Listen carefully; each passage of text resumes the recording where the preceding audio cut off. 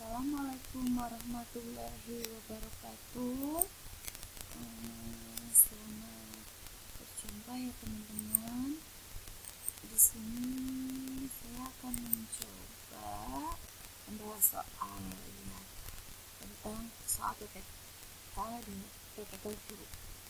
Belajar latihan soal PPK guru. Untuk soal yang pertama, disediakan 2 magnet dan paku. Siswa melakukan percobaan tarik-menarik tutup medan magnet. Komponen tujuan pembelajaran yang kurang dari hal tersebut adalah, ingat kalau ini tujuan pembelajaran kita ingatnya A, B, C, D. ABCD ya. Di sini kunci jawabannya itu yang degree. Jadi kita lihat contoh ya. Nah, audiensnya itu peserta. Jadi audiens peserta di sini siswa ya. Behavior, tingkah laku atau perilaku atau aktivitas suatu proses. Kondisinya adalah persyaratan yang perlu dipenuhi agar perilaku yang diharapkan dapat tercapai. Sedangkan degree-nya adalah merupakan tingkat penampilan yang dapat diterima oleh siswa setelah melalui rangkaian sajian proses pembelajaran. Ini di sini kita bahas dulu ya. Ini ada 3 contoh. Sini dengan mengamati contoh, siswa dapat membaca teks deskriptif tentang benda hidup dan benda tak hidup dengan lancar. Sini kan dengan mengamati contoh berarti conditional. Audiensnya di sini siswa. Behaviornya adalah membaca teks deskriptif. Degree-nya ini tingkat penampilan yang dapat diterima ini dengan lancar. Untuk soal yang kedua, soal untuk contoh yang kedua, melalui pengamatan. Syaratnya dengan melalui pengamatan, siswa dapat menyebutkan. Audiensnya siswa yang dapat menyebutkan ciri-ciri benda padat dan cair. Ini behavior.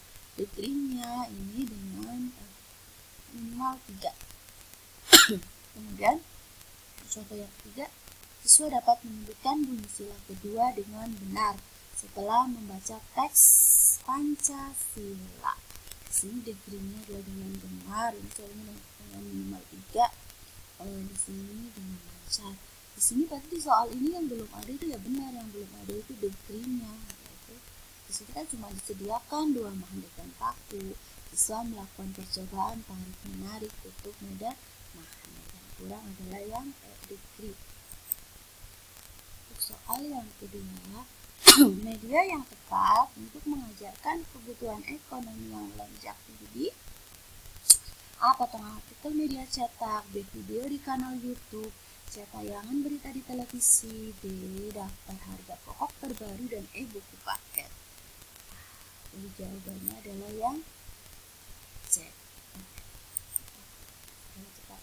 Jawabannya adalah yang C. Tayangan melalui berita di televisi untuk mengajarkan kebutuhan ekonomi yang melonjak. Biasanya kan ada berita-berita yang tidak biasanya di televisi. Soal yang ketiga, penilaian dilakukan oleh seorang guru harus didasarkan pada prosedur dan kriteria yang jelas, tidak dipengaruhi subjektivitas penilai. Hal ini sesuai dengan prinsip A. Terbuka, B. Menyeluruh, C. Bermakna, D. Adil, dan E. Objektif. Yang mana ya? Nah, jawabannya adalah objektif ini. Prinsip penilaian objektif berarti didasarkan pada prosedur dan kriteria yang jelas, tidak dipengaruhi subjektivitas penilai, itu objektif. Kemudian adil. Adil berarti ini penilaian tidak menguntungkan atau merugikan peserta didik karena berkebutuhan khusus serta perbedaan latar belakang agama, suku, budaya, adat istiadat, status sosial, ekonomi, dan gender. Sedangkan menyeluruh dan berkesinambungan ini artinya berarti penilaian oleh pendidik mencakup semua kompetensi dengan menggunakan berbagai teknik penilaian yang sesuai untuk memantau perkembangan kemampuan peserta didik. Sedangkan sahih berarti penilaian didasarkan pada data yang mencerminkan kemampuan yang diukur. Kemudian soal selanjutnya, Pak Liman adalah seorang guru olahraga. Pagi ini dia akan mengadakan penilaian praktik berenang. Berarti prinsip penilaian yang dilakukan itu apa? Sahih, objektif, menyeluruh, sistematis, atau beracuan kriteria? Ini apa ya? Nah, jawabannya adalah yang sahih. Berarti penilaian didasarkan pada data yang mencerminkan kemampuan yang diukur. Di sini kan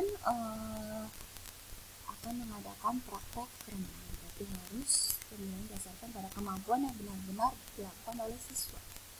Ini tadi sama ya, objektif penjelasannya seperti yang sebelumnya. Sistematis berarti penilaian dilakukan secara berencana dan bertahap dengan mengikuti langkah-langkah. Sedangkan beracuan kriteria berarti penilaian didasarkan pada ukuran pencapaian kompetensi yang ditetapkan. Menyeluruh dan berkesinambungan berarti penilaian oleh pendidik mencakup semua aspek kompetensinya menyeluruh. Soal selanjutnya, Bu Linda adalah seorang guru seni. Hari ini dia ingin menilai kemampuan siswa dalam membuat lukisan. Selain hasil lukisan siswa yang dinilai, teknik dalam menggambar, cara menggunakan alat dan perlengkapan, dan juga sikap dalam menghargai karya temannya juga menjadi acuan dalam penilaian. Hal ini Bu Linda telah menerapkan prinsip apa? Sahih, objektif, menyeluruh, sistematis, atau beracuan kriteria? Nah, kunci jawabannya adalah yang C. Yang menyeluruh itu artinya apa? Nah, di sini menyeluruh dan berkesinambungan berarti penilaian oleh pendidik mencakup semua aspek kompetensi dengan menggunakan berbagai teknik penilaian yang sesuai untuk memantau perkembangan kemampuan peserta didik. Selanjutnya, Pak Bejo adalah guru PKN di sekolah Mekar Indah. Dia tinggal di desa Mangun Harjo. Siska adalah tetangga dari Pak Bejo. Setiap pembagian hasil evaluasi, Siska selalu diberi nilai 85 oleh Pak Bejo.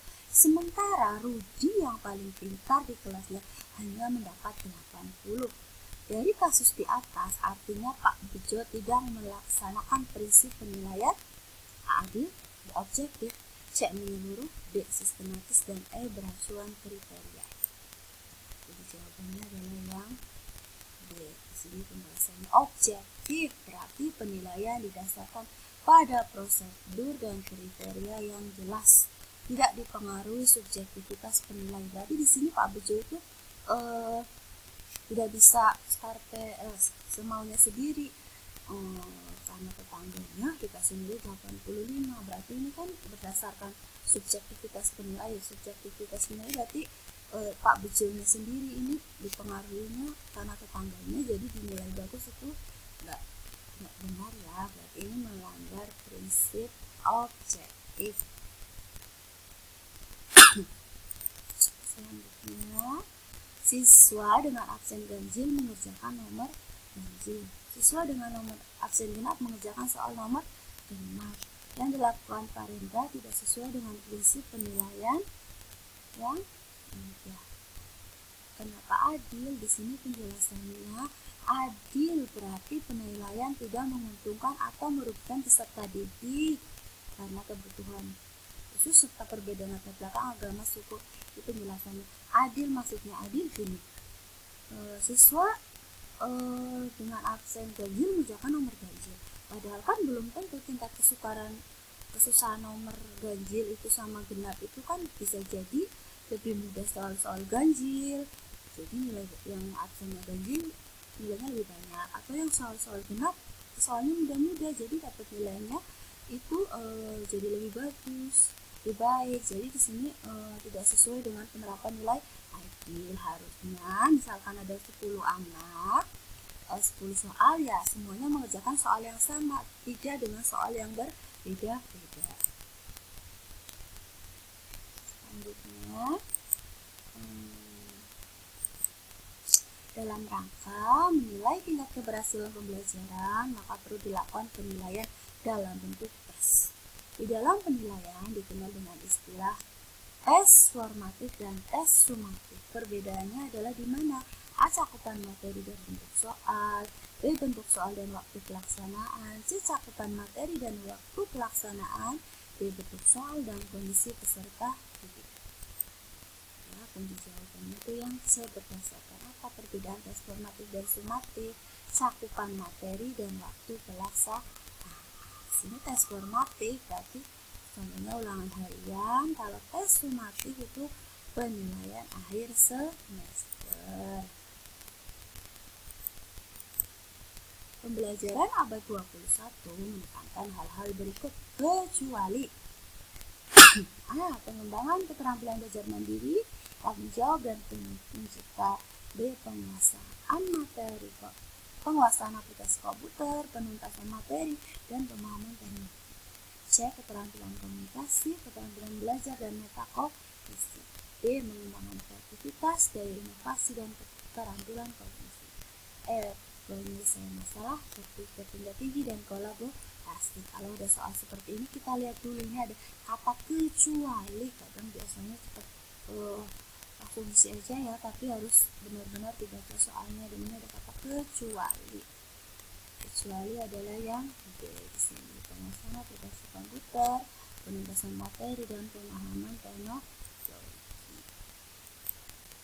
Guru dalam memfasilitasi pembelajaran abad 21 sebaiknya A. Memfokuskan diri kepada penguasaan materi pembelajaran, B. Menjadi pengendali utama terhadap materi pembelajaran, C. Memfokuskan diri kepada penguasaan aplikasi komputer kontemporer, D. Mengutamakan agar bisa lebih menguasai materi, E. Menekankan kepada pengembangan keterampilan belajar. Kunci jawabannya adalah sebaiknya itu yang E ya, menekankan kepada pengembangan keterampilan belajar. Di sini A ini fokuskan diri pada penguasaan materi pembelajaran, harusnya itu keterampilan proses belajar. Kemudian yang B itu harusnya berpusat pada peserta didik pada pembelajaran abad 21. Kemudian yang C yang fokuskan diri harusnya kepada keterampilan proses belajar. Yang E juga mengutamakan agar peserta didik harus terampil dalam proses belajar. Tapi yang E ya pada abad 21 menekankan kepada pengembangan keterampilan belajar. Model pembelajaran abad 21 yang menekankan dihasilkannya produk dan menekankan otonomi belajar sejak mulai merancang, melaksanakan, dan mengevaluasi belajarnya adalah A. Pembelajaran berbasis proyek, B. Pembelajaran kooperatif, C. Bermain peran dan simulasi, D. Pembelajaran diskusi online, dan E. Pembelajaran kontekstual. Di sini mulai merancang, melaksanakan itu yang mana? Bisa jawabannya adalah yang A. Pembelajaran berbasis proyek. Di sini penjelasannya menurut Gos dan Prof, model pembelajaran berbasis proyek atau PJPL adalah sebuah model pembelajaran yang menekankan aktivitas siswa dalam memecahkan berbagai permasalahan yang bersifat open-ended dan mengaplikasikan pengetahuan mereka dalam mengerjakan sebuah proyek untuk menghasilkan sebuah produk autentik terbentuk. Menghasilkan produk ya. Kemudian selanjutnya dalam suatu pembelajaran diperoleh data banyak siswa yang tidak aktif, maka Anda sebagai guru harus mengubah pendekatan pembelajaran. Pendekatan yang tepat untuk mengatasi hal tersebut adalah ya, di sini penjelasannya ya. Harusnya ya A, kalau untuk soal ini adalah yang betul yang saya pembelajaran aktif atau saintifik. Kalau konstruktivisme berarti membentuk konsep sendiri, kontekstual berarti membuat pembelajaran bermakna. Kalau deduktif akan konsep berpikir